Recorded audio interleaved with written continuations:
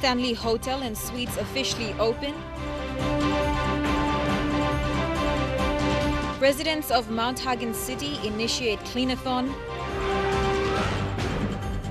And another victory for the Barramundis.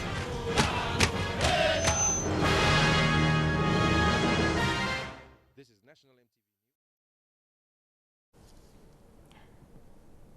Good evening and thank you for joining me for Friday's news. Rimbunan Hijau, translating to Forever Green or simply better known as RH, have been operational in PNG for over 25 years with reaches in several sectors: forestry, timber processing, palm oil, media, retail and property development. Last night they opened their first offering to the PNG hotel industry, the Stanley Hotel and Suites in Port Moresby. The official opening of the Stanley Hotel marks the first resort-style hotel in Port Moresby, located along Waigani, right next door to the RH Vision City Mall. Last night in Port Moresby saw the opening of the Stanley Hotel and Suites, the latest investment by Rimbunan Hijau in the country. Several members of parliament and heads of private organizations were there to witness a grandiose ceremony that had acrobats, violinists, a drum corps and other entertainment. The RH chairman thanked the different NGOs and the government for working closely with them, stating that the RH group provided over 10,000 jobs, out of which the Stanley Hotel and Suites provided 600 direct jobs. Rimbunan Hijau has always been committed to long-term development in Papua New Guinea. For more than 25 years, we have sought out opportunities to bring jobs and other opportunities to remote parts of the country in close partnership with the government. We have helped create new opportunities all over Papua New Guinea. The Prime Minister was present to congratulate the RH group. He said that the opening of the hotel was indeed timely with the upcoming APAC, FIFA match and future events to take place in the country, and is a testament to the country's economic growth. In 2018, we will be hosting the APAC meetings. This hotel will be crucial to that event, and of course, it will continue to host many meetings leading up to that, including ministerial meetings. I'm certain that this grand ballroom that we are here today will be the host of many such events. The PNG government has been working closely with Rimbunan Hijau for many years in several different sectors and has in a way paved a path for the private sector and the government of PNG to form partnerships. We are also seeing more partnerships taking place between businesses and, of course, government, NGO groups, building a stronger Papua New Guinea. The Stanley Hotel and Suites is a 429-room hotel and serviced apartment complex in Waigani next to the RH Vision City Mall and is one of the newest additions to the hotel industry in Papua New Guinea. Michelle Bird, National EMTV News. The government must continue to invest in agriculture to help with the limited number of spaces in tertiary institutions in the country. This call was made by a local cocoa exporter from Yanguru in East Sepik Province, Kenny Samuel.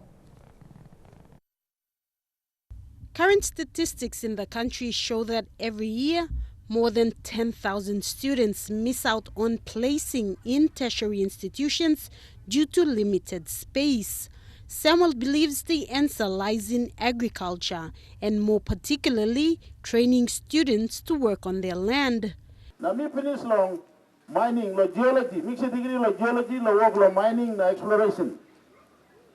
But somehow the plan before work me work in this work. I came back to Mr. Laplace. Mr. Laplace, I had nothing to do, so I played with cocoa. Now life blow me, I'm cocoa. Life blow me, I'm agriculture. Like for me, I'm Didi man. So if me can make him, he got big potential is all around. Now, Minister, Decent play lo planning kagalo miamboru, emon the radis in Joachim, nala civic plane, emon the radis in Joachim, and the mas presulo this direction.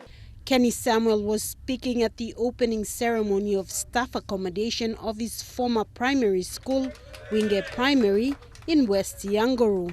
Winge Primary is an AOG agency-run school that has been a reliable education institution in the district for many years. This has attracted the continued support of local MP Richard Maru through the district administration. The investment here we are opening today is not the end. We are going to build it up to making sure that it receives grade 9. Sarah Aupong, National EMTV News. East Sepik Rural Commander Inspector James Baugen said since the start of grade 10 national examinations earlier this month, they have been patrolling the East Sepik Highway to ensure there are no disruptions. So far, things have remained calm and they will continue patrols until grade 8 exams and next week. So that is why we are going from all schools within Maplik districts and then Yangoru districts. And so we want to make sure that last year we have a problem in schools where they were sitting down for exams and there was a lot of disturbances by parents and some drunkens. So this year we don't want to see that. So that is why we have been tasked by our PPC, East Sepik Province, to make sure that our highways, East Sepik highways, are quiet and people traveling in and out freely. And all schools are quiet so that the students sit for the exams without disturbances or any disputes of land between the landowners and the schools. We don't want this to be happening in the schools. Outgoing Chief Fire Officer Isaac Silas says hosting international events should not be the excuse in beefing up the support the fire service needs. Speaking today with MTV, Mr. Silas said the review of the fire service corporate plan must be carried out effectively. He said this will strengthen its capabilities in performing their responsibilities. The outgoing Chief Fire Officer has served 32 years in the Fire Service Department. Among the challenges and achievements in his career, he wants the Fire Service Corporate Plan and Fire Service Act be completed to elevate this government department. For us to meet a standard of expectation from the public and from the organizers, the fire service must come away from those events more stronger. That means capabilities must be created as a result of those events. All right? If we, for example, go into APEC, we should not think that the fire service should play a subservient role to anybody. All right? The fire service is a responsibility in those activities. The government has an obligation to strengthen the fire service so that it comes away from that event better than it was before. For the past 2 years, the fire service has come under immense pressure and public criticism over its capability in carrying out its responsibilities. Recently appointed Acting Chief Fire Officer Bill Rue says the Corporate Plan and Fire Service Act is vital. To the government for funding of the review, but we haven't received the money as yet. We need to build up our capacity. In terms of staffing, in terms of equipment, so it's quite a big ask. The current resources the fire service has is not to standard, but this government agency is putting all its effort into serving the public. With APEC and the Under-20 FIFA Women's World Cup around the corner, the fire service aims to build its capacity. I can't say we have all the equipment and all the necessary capacity or capability to do everything, but we are working with what we have, and we will continue to build capacity towards the APEC event in 2018. The fire service believes if the government pays more attention to the role the department plays, its services will improve with better standards. Jack Lapave Jr., National EMTV News. You're with National EMTV News. After the break, city residents in Mt Hagen launch an initiative to clean up the city. Stay with us.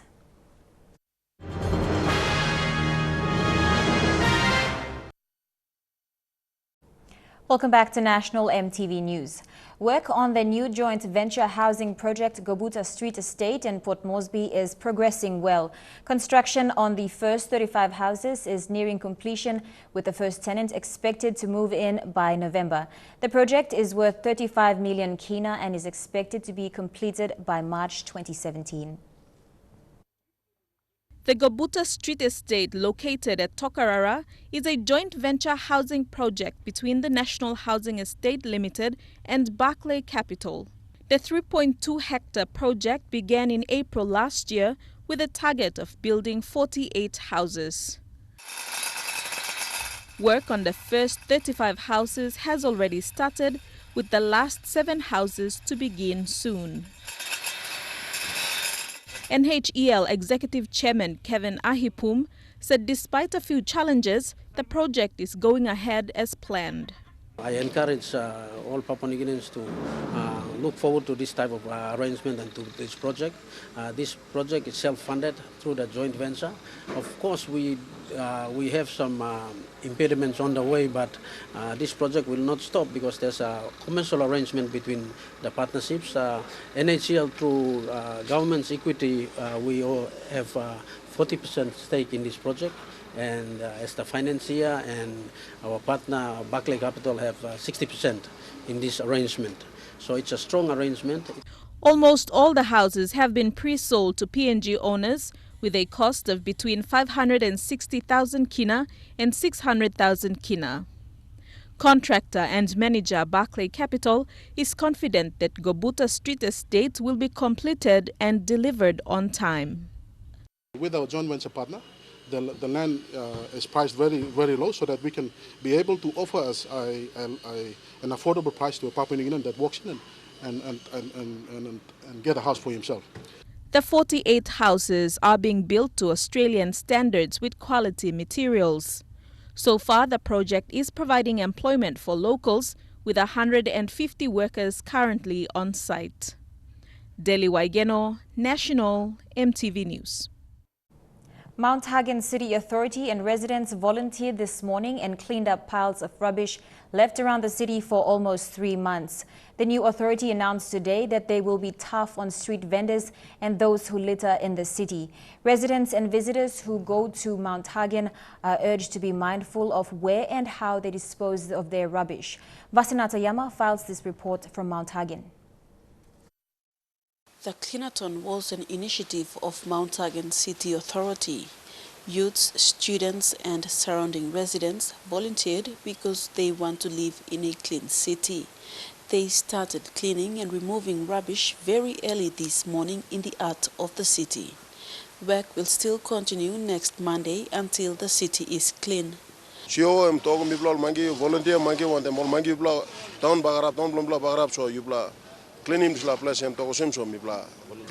Last week, the city authority hired backhoes and removed blockage of rubbish at the Karabuk dump area. The authority's coordinator, Paul Nukundi, said dump trucks were not able to go into the dumping ground to leave rubbish because of the blockage. Rubbish was dumped on the roadside, which have posed a health hazard to the nearby community. This little months where you mean or looking for some all no collection because no got machine long clear him way long push him all dump na go. Today work has started. The dumping area was cleared and can now cater for rubbish in the city. Vasinata Yama, National EMTV News, Mt Hagen. Involving more women in business has been a workable concept encouraged by the PNG government in recent years. Most women are utilizing their talents and venturing into areas that have remained largely untapped. Tonight, we take you to Kokopo in East New Britain Province to the home of Annette Sete. Ms. Sete is an emerging fashion designer who runs a backyard fashion shop with big plans for the industry. Edwin Fidelis reports from Kokopo. So the problem is this one is a size 16. I've come to the home of Annette Sete at Butuin, just a few minutes drive from the central business district of Kokopo. Annette is a former journalist and a sales and marketing executive. She quitted her job about 2 years ago and ventured into fashion and designing. She now runs a fashion shop at her backyard with the brand name Lava Girl. So we were trying to do like something about East New Britain because we started here, and given our name is Lava Girl, we wanted to showcase the volcano, the lava, East New Britain. While the Lava Girl brand is just almost 2 years old, the name had already become popular. A lot of our stuff that we do is basically jewelries, and recently we've gotten into garments and we do like prints on garments. Annette, who is also running her market online, is seeing the potential of the industry in the country that have remained largely untapped over the years. Basically a gift that somebody who has everything would want. You know, like if somebody has a DVD or, you know, gold earrings or whatever else, you want to give them something that's different with a Papua New Guinea theme on it. So that's what we do. About a month ago, from her backyard shop, she and her team made it with their designs into the PNG Fashion Week in Port Moresby. Every opportunity we get to sell, we sell. Like we did the fashion show, and the next morning we just announced that on Facebook that we're going to sell the pieces that came out from the runway here. She says while the transition from the traditional to modern life is occurring, the demand for fashion is taking new turns in Papua New Guinea. And for her, she says it's not just about doing fashion business, but to make a contemporary art and design that is more Papua New Guinean, that will be kept as souvenirs by her customers, both within PNG and overseas. Edwin Fidelis, National EMTV News, Kokopo. The Kavieng Catholic Diocese is investing on its Portion 50 land title in Kavieng Town to sustain its service delivery. This project will be monitored by the proposed development committee initiated by the Kavieng Diocese Land Board with the support of Bishop Ambrose Kiapseni.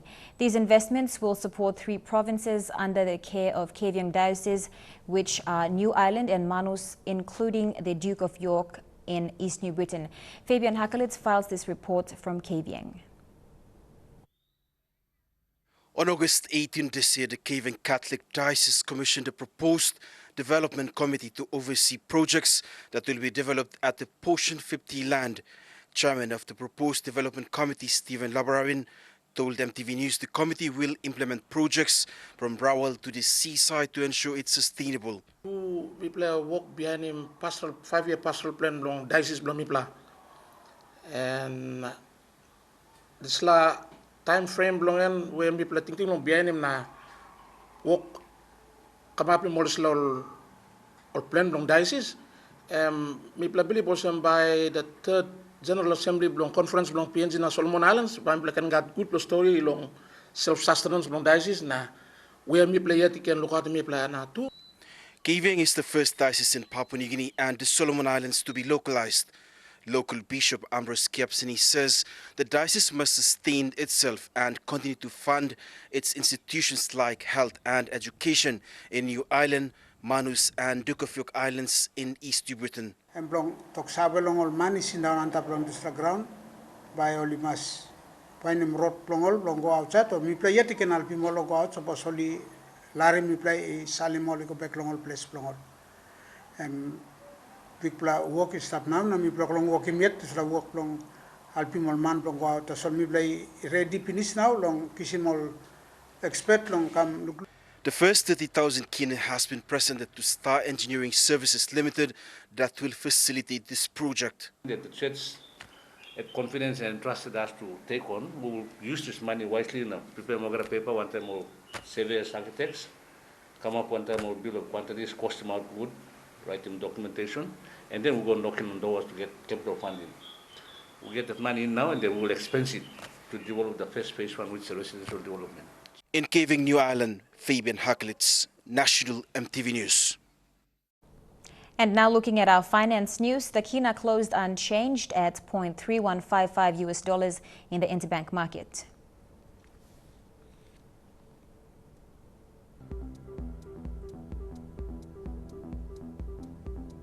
At Bank South Pacific, your kina was buying $0.3080 US dollars, $0.4007 Australian dollars, $0.2787 euro, and 31.66 Japanese yen.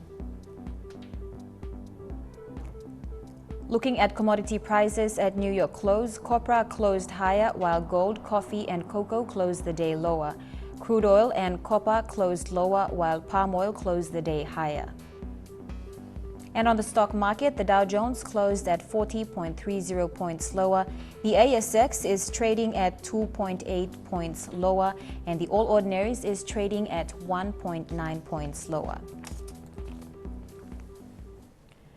Here with Friday's news, cries for roads and a rural village gets a new ambulance. Stay tuned.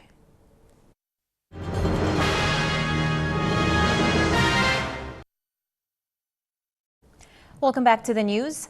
The second phase of construction work on the 2.6 kilometers West Taraka Road is yet to be completed. Lae City Mayor Koim Trilu Lae says a submission of 1.2 million kina is now with the Morbe provincial government for approval. Lae said the construction started last year and is now on halt due to lack of funding from the national government. The 8.4 million reconstruction of this road was carried out by PNG Construction Limited last year and was half completed in September this year. Lae Lord Mayor Koim Trilu Lae says it was part of the 8.7 million allocated by the provincial government from its internal revenue to have that road fixed. However, construction came to a halt due to lack of funding from the national government to complete the second phase of construction. We understood that it was not captured in the first budget, and as a Lord Mayor, I'm doing the submission already. The submission is within the table in front of the acting provincial administrator, and I believe that this budget for next year, it should be captured inside, and we will make a concrete slabs from Mapai all the way up to the bridge, and it will complement the 2 kilometers Colter Road ceiling. This road was last upgraded by the UN Gulf District back in 1990s. Since then, it was neglected by successive leaders and governments. More than 20,000 people will benefit from this upgraded 2.6 kilometer road, including a health center, schools and businesses existing in the area. After the road maintenance, no conspecting by throwing rubbish, because for a decade, it was around this like a road. This is first time. The first phase construction had started from the junction near the Bumbu Bridge to the back of West Taraka, where the big Southern Cross things are located. The second phase is believed to start next year, once the 1.2 million is allocated from the provincial government. Lae City Mayor is calling on the national government to release funds quickly in order to deliver services in the city. My appeal to the national government, for 2017 budget, Lae City Council, we want 20 million. We want 20 million to run the 19 Act for the Lae City Councils to beef up the services, good and services. Julie Badui Owa, National EMTV News, Lae. A villager in Sakange village in the Ward 1 area of Nabak LLG in Morbe province says most government services are yet to reach his village. But the biggest needs of his people is to have road links to connect them to the outside world. James Kaik says for the past 4 decades, successive governments have made commitments to build roads but have not followed through. Kaik is appealing to the national government to help them build a road to their village. Like many other remote villages in Papua New Guinea, Sakan village is located up in the mountains among rugged terrain and big rivers. It's been 41 years since PNG gained its independence, and people from this village are still asking for a road link to their village. The villagers call themselves Last Place, as the only government service they know of are 2 elementary schools and a primary school.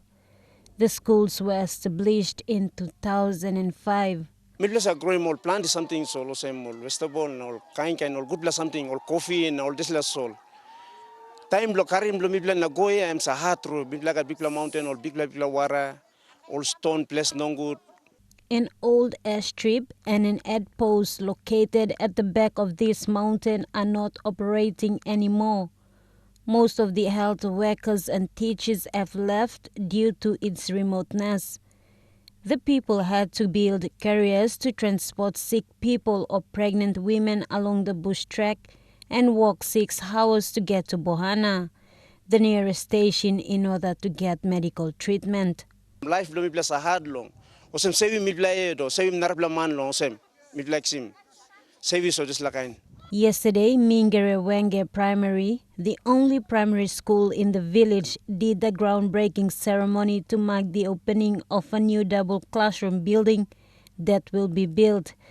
But what's said is parents of students attending the school will carry the building materials from the Peter Ryan Road junction. That's where the road ends, and will walk back to the school.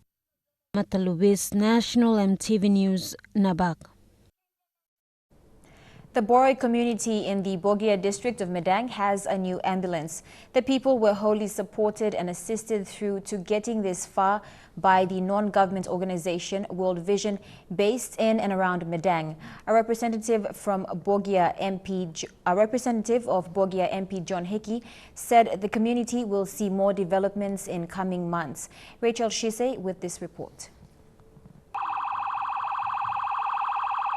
They welcomed it, had turns checking it inside and out, and as for the women, they danced around it. The moment was fully embraced, and anyone can tell because even the stage decoration was outstanding. This is the result of a community proving that they can initiate and take ownership to help themselves. Community, you may put them on.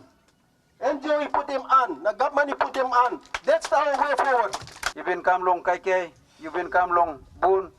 You've been come long, lo money, lo any kind way, me talk thank you, lo you. This comes after the community got the rundown aid post in their area back up and running 2 months ago, all thanks to the Medang-based non-government organization World Vision for the guidance and directives. This ambulance was granted from the request of a women representative back then at the opening of the Boroi aid post. Now the Bogia MP John Hickey's representative Robert Naguri pointed out that services like ambulances are mostly given to health centers and sub-health centers, but for the people of Boroi, through their act of resurrecting their long-forgotten rundown aid post, has earned it. That is the reason why member give you ambulance because and we got trust.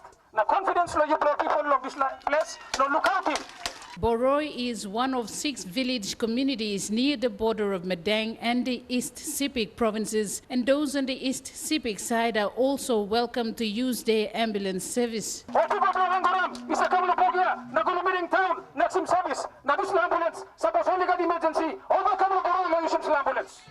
Naguri went on to tell the people that they should take full ownership of this ambulance. You know, got one plan man inside the health department. By coming inside long this place, na tokol sem, mi ba sim ambulance lo yupla, ba mi manage him lo yupla. Tambo through.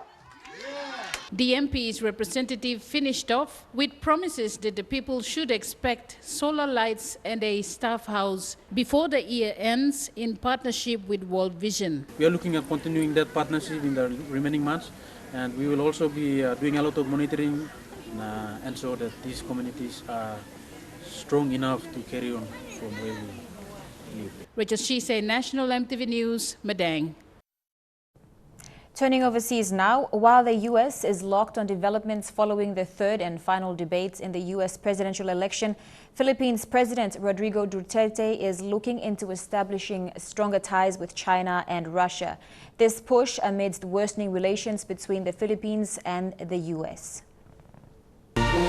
Marching soldiers, military band, a red carpet welcome for President Rodrigo Duterte in Beijing by Chinese President Xi Jinping. Both men oversaw agreements signed in 13 different areas, from trade to tourism. But the real news of the day came at a later business forum where Duterte spoke. Towards the end of his speech, he said this. Your Honors, in this venue, I announce my separation from the United States, both in military not maybe social for the Philippines, both in military but economics also. The implications of a statement like that could be serious. Philippine President Duterte has regularly engaged in anti-U.S. rhetoric, and these are his strongest comments to date. But it's unclear how this will play out in practical terms. Militarily, the United States and the Philippines are treaty allies with a mutual defense obligation. The U.S. regularly rotates military troops and equipment through the Philippines, and the two countries have also conducted several joint naval patrols in the South China Sea this year. A true separation, as President Duterte suggested, would mean an end to both the treaty and the troop presence. But President Duterte has made statements before that his staff then has been forced to walk back or clarify. CNN reached out to Duterte's office for more details on his announcement. We've received no reply. In the past, Duterte has expressed anger over the U.S. military presence, but said the treaty would remain because his advisors told him it was necessary. He did, however, cancel joint military exercises set for next year. What Duterte meant by separating economically is less clear, though U.S.-Philippine trade is worth tens of billions of dollars. In that same speech, the president also indicated what he has said for months now, that he wants to leave the U.S. behind in exchange for new, stronger allies. And maybe I will also go to Russia to talk to Putin and tell him that there are three of us against the world: China, Philippines, and Russia. It's the only way. You're with the news. After the break, another victory for the Hebo Barramundis over Namibia. That leads Chukai Sports coming up after the break.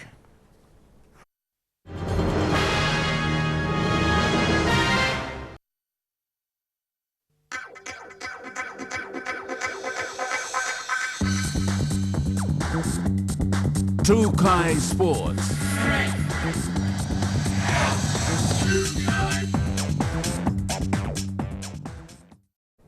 Welcome to Chukai Sports.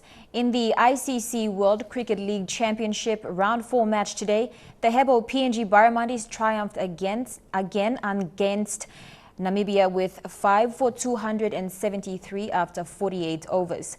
Legasiaka's 66 runs plus brothers Dogodo and Sesebau's partnership saw the PNG side that brought the victory home again for the second time this week. We're away. After winning the toss, Team Namibia took the bat first. 102 runs came from Craig Williams, securing him a century by lunchtime. It's going to be fielded and that's going to bring up the 100 for Craig Williams' magnificent knock here at Amini Park. Namibia concluded the first innings with 4 for 273 after 50 overs. The PNG side scraped through to a winning finish with 5 for 274 after 48 overs. I said it's quite disappointing. After getting 274, we thought we were in the game for that. But PNG batted well, even though we got early wickets. I think they stabilised the innings quite well. And from there, it was hard to stop them. We couldn't take wickets regularly, and it was difficult to defend it once they got going. As we tried to use the power play to the best we could, and we got about 90 runs, which gave us a good start, and we just milked the spinners in the end. And credit to Sese and Dogodo who put on a good partnership to give us the victory. Yeah. Dini Rose Raiko, National EMTV Sports. After Wednesday's successful conclusion of the ICC Intercontinental Cup 4-day series, Barramundis captain Asad Vala spoke of his success in landing himself 3 centuries in the I-Cup competition. A humbled Vala said it has always been about the team, and to get his 3rd ton is a plus to the success of the Barramundis. Barramundis captain Asad Vala's 136 runs in the ICUP match day 2, which was on Tuesday, makes it his 3rd ton in the ICUP competition. Vala's recent century featured 11 boundaries and a 6 that carried the Barramundis to a successful finish and remained unbeatable while doing so. Previously, Vala made 103 runs against Northern Territory country and scored 2 half-centuries to finish the tournament on a high note. This is the third one in this I-Cup tournament. Yeah, I don't know, we played 4 games, scored 3, so I'm really happy with that. It's not about the centuries. I just want to help the team, the post good totals or chase down the runs, do the best I can. Vala's exceptional performance now sets another bar higher for cricket in PNG as the Barramundis continue to take on more competitive opponents. A humbled Vala said it is really a team effort as everyone strives to work together and bring the best game to the crease. The captain and his Statenman team played round 4 of the World Cricket League Championship One-Day International against Namibia again today, and another will be on Sunday. Rose Raiko, National EMTV Sports. Ghana's under-20 women's side, the Black Princesses, are hoping to leave Ghana by the 25th of this month to intensify their preparation for the under-20 Women's World Cup. According to head coach Didi Dramani, Ghana qualified for the under-20 FIFA Women's World Cup to be staged here in PNG and will be hoping to make a huge impact this time around after failing to move from the group stage in Canada in 2014. Coach Dramani is hoping it will be done at the right time for his side to get the right conditioning for the tournament. The popularity of basketball in Papua New Guinea is on the rise after more than 300 people attended the first ever Twilight Basketball Session. The Twilight Basketball Session was held at the Tarama Aquatic and Indoor Center in Port Moresby. Children aged 15 and under took center stage and showcased their skills playing full court games of 5-on-5. The free program is open to all age groups, with players aged from 5 to 50 all hitting the hardwood. BF PNG Executive Officer Joel Kalu said the 319 total participants definitely exceeded the Federation's opening night attendance expectations. Mr. Kalu anticipated that word-of-mouth advertising will see attendance numbers increase even more for Week 2. Week 2 of the Twilight Basketball Session began today at 5 p.m. at the Tarama Aquatic and Indoor Center. Kalu said the atmosphere was extremely positive and had a number of older players comment about the vibe and how they've never been part of a sporting environment like that in Papua New Guinea before. Elijah Levet, National EMTV Sports. And to volleyball, this weekend we'll see the grand final of the Fairfax volleyball competition at the Tarama Aquatic Center. Freeway Hawks will face a strong Raukele outfit in the grand final showdown. Tipped as the favorites, Raukele enters this weekend with the advantage of possessing national reps. In the women's division, Tubuseria JP will also be looking to rip the championship title of Raukele. You're watching Trukai Sports. The race for the top union job and Tonga still awaits our assistance when Trukai Sports continues.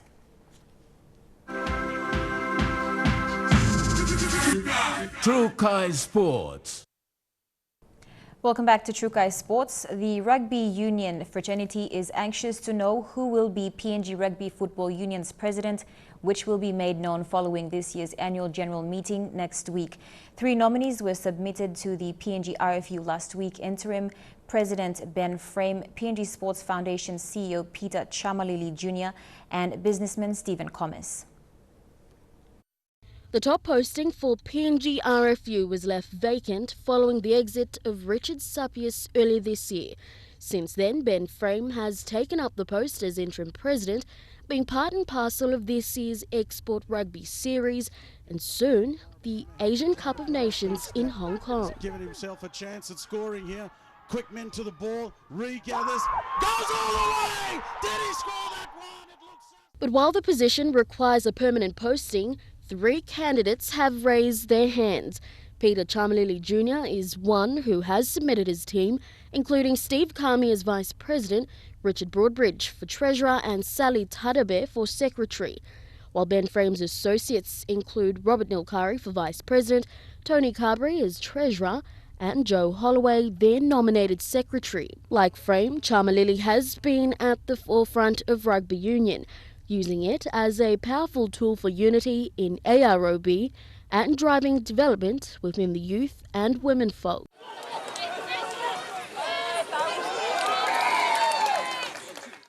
With the looming AGM nearing, only 12 affiliate unions have the power to vote. But given the number of events that have transpired since the nominations were submitted, it is turning out to be an interesting contest.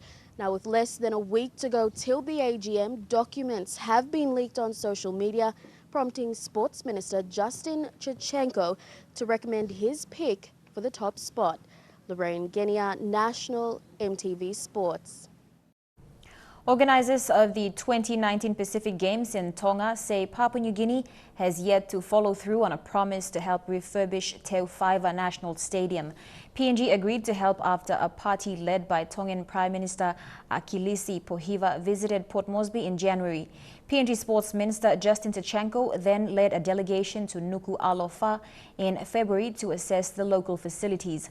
But CEO of the Games Organising Committee, Lord Sevele, said 8 months on work is yet to begin and uncertainty remains.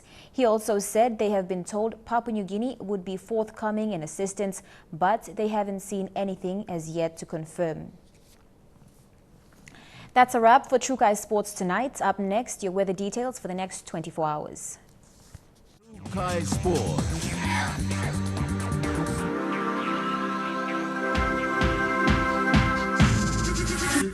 True Kai Sports. The weather details are proudly brought to you by Dulux Weather Shield. Worth doing with Dulux.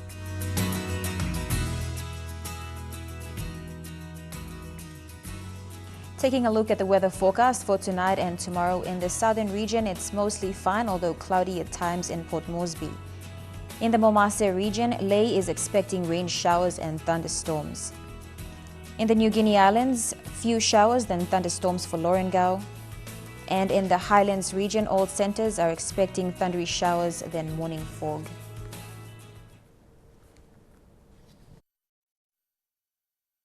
The weather details are proudly brought to you by Dulux Weather Shield. Worth doing with Dulux. And now recapping our main stories for tonight. Port Moresby's Stanley Hotel and Suites officially opened. Residents of Mt Hagen initiate cleanathon. And the Barramundis victorious over Namibia. And that has been the news, sports and weather for tonight. On behalf of the entire news team, I'm Lorraine Gabina. Pleasant viewing. Good night.